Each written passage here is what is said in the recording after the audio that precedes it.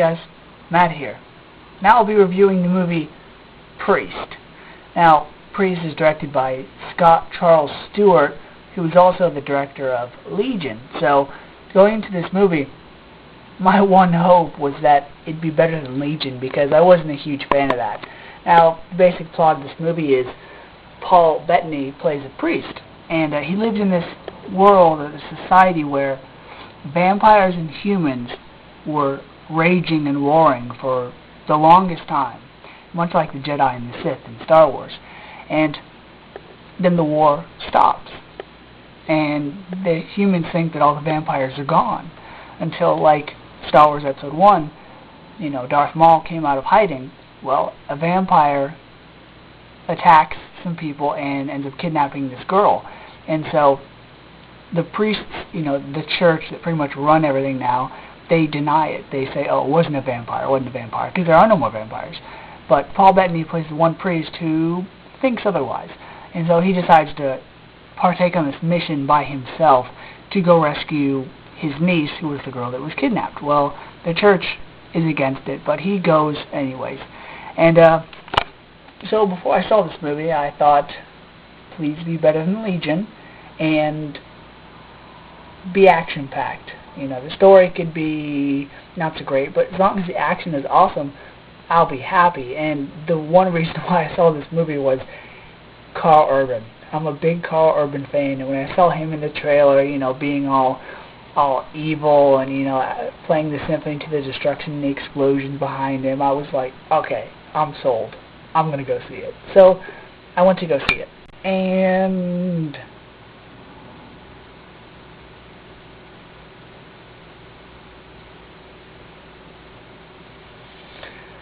now, the cast in the movie were okay.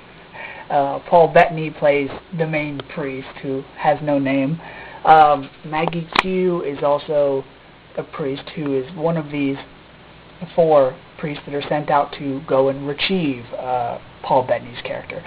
He's also accompanied by his niece's boyfriend, played by the guy from Twilight, Cam.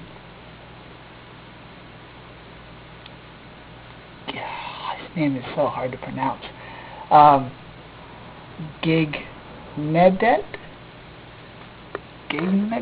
I think it's Gignadet. Have fun with that.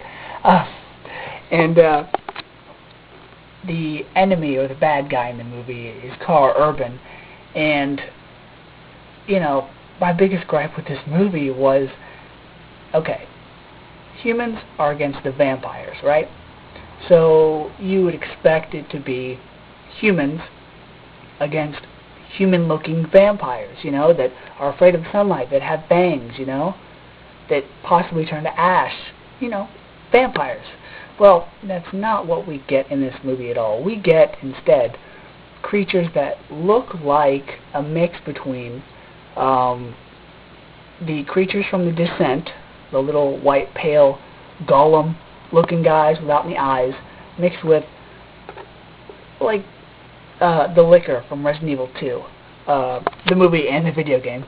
And they don't really resemble vampires, even though they're called vampires. You see these creatures and you're like, okay, and you're waiting for the vampires, and you're waiting for the vampires, and then you realize, oh, wait, they're supposed to be the vampires. So that was disappointing. The movie just left me wanting more, and the action was okay. The only way I was able to watch it at my theater was in 3D. So as far as the 3D goes, there were a couple moments that popped out at the audience, but other than that, it was just another 3D movie, to me, just like Clash of the Titans, where the 3D really didn't accomplish much. All it did was it put the characters in the room they were in perspective, and it made them seem closer than they actually were.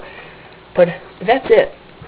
Action, I wanted a heck of a lot more. The storyline's really simple, and the movie just felt really too short. So, if I had to rate this from a 1 to a 5, I'm being really nice here, but it's getting a 1.5 only because Karl Urban's villain made the movie for me, and that's it. So there are my thoughts.